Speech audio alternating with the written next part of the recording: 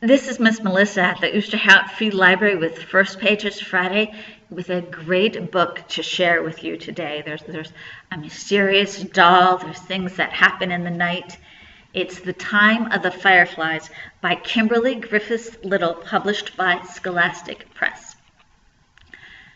The second day of summer was a flapjack and bacon morning, with enough sweet cane syrup to make your teeth ache.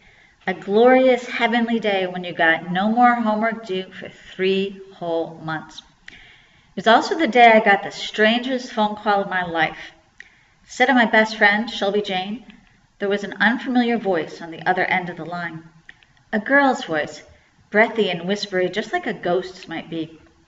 Nope, I didn't see no white figures floating up the staircase to the second floor, no moaning or chains rattling.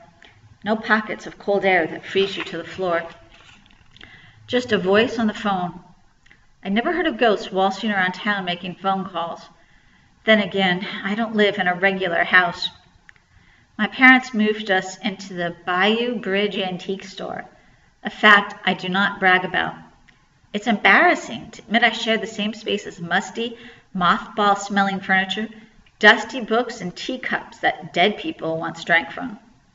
But Bayou Bridge Antiques boasts a lot of telephones, an entire wall of antique telephones, and Daddy's always buying more at garage sales.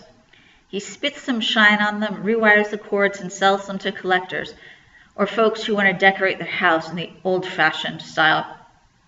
We have what's called farmhouse phones, which is a wooden box with a crank that a person had to wind up to make a call. And we have a whole slew of black candlestick phones. That's a phone that sits on a table with a fat tab people used to clip with their finger to alert the operator. We also have a couple dozen rotary phones in burnt orange, firehouse red, lipstick, pink, and purple vomit. A rotary phone means there aren't any buttons. Folks had to stick their finger into a circular dial and push it around to get each number to dial up and connect. Then there's also a fancy cluster of pretty Victorian phones, French provincial princess phones, and telephones my mama calls vintage, sitting on a sidebar with doilies and candlesticks and whatnot. I never knew there were so many types of telephones floating around the world. You'd think they had been buried in a garbage heap long ago. I never paid them much attention until I was gulping down the last of my milk and a phone started to ring. Mama poked her head into the kitchen and shooed at me. "That isn't the store phone, Larissa. Must be our private line upstairs." "I haven't finished my breakfast." "That's because you're dawdling. Now go answer it. Hurry. I'm with a customer." I figured by the time I ran up 2 flights of stairs, the answering machine would have gotten it. But strangely, the ringing didn't stop. It just kept going, on and on and on. A peculiar ring, like a bell, but when I got to the phone sitting on the nightstand in my parents' room, it was dead silent. I lifted the receiver. Just a regular old dial tone. But something was ringing, getting fainter like it was running out of steam. I gripped the iron staircase railing and listened, knowing it wasn't the store phone or a private line. The day was still early. Nobody was currently browsing the second floor, although the sound of voices floated up the circular stairwell. Mama chatting to a customer about a tea set from early 20th century England. "Probably a country manor house set." Her voice drifted upward. "Excellent condition, not a single crack. Look at these miniature painted roses." I played a game of hot and cold, trying to figure out where the ringing was coming from. It got fainter, colder. Then I started down to the first floor, but warmer when I ran back up, and loudest, hotter, the closer I got to the wall of telephones in the back corner. A big square walnut box was clearly ringing as I approached. The 2 bells clanged furiously together like the phone had gone crazy. Only problem was, not a single one of those phones was hooked up to an outside line. None of them actually worked. They're just for show, and most folks buy them strictly for decoration. The metal bells clanged away, and I wondered if my ears were working right. I didn't remember Daddy hooking up the phone, but maybe he'd run a line for a picky customer. Somebody was calling this old phone. A shiver whooshed down my neck as I lifted the receiver and stuck it to my ear.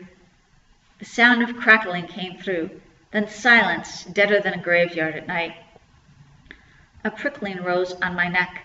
I heard breathing, and I was too scared to say a single word. The safest thing was to just hang up, but I couldn't get my arm to lift the heavy black receiver back on its hook. The next moment, a girl's voice softly said, "Hello? Anybody there?" I was so shocked I dropped the phone. Quickly, I snatched it up again. Hello? Is this working?"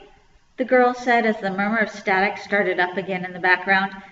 "Did I get through?" "I guess so. I can hear you," I told her. "Who is this?" I blinked in surprise. "Who are you?" After all, she called me, and I was pretty sure ghosts didn't actually talk, or have voices, or breathe. Maybe she wasn't really a ghost after all. "Larissa?" the girl asked softly. I about jumped out of my skin when she said my name. "How do you know who I am?" I glanced behind me, but I was completely alone. The girl said, "Doesn't matter how I know, but I need your help." My voice wobbled. "Can't help you if I don't know who you are." Actually, Larissa," she hesitated. "You need my help." Nerves sizzled along my arms. There was something about her voice that was familiar, but I couldn't quite place it. "Is this a joke?" "No," she said quickly, "never. This is completely serious. I need you to do something very important, and..." She paused. "It's a matter of life and death." When Larissa Renaud starts receiving eerie phone calls on a disconnected old phone in her family's antique shop, she knows she's in for a strange summer. A series of clues leads her to the muddy river bank where clouds of fireflies dance. Oh, no, that's enough. I don't want you to know what happens with the fireflies until you come in and pick up this book. I'll see you next time from the Oosterhout Free Library.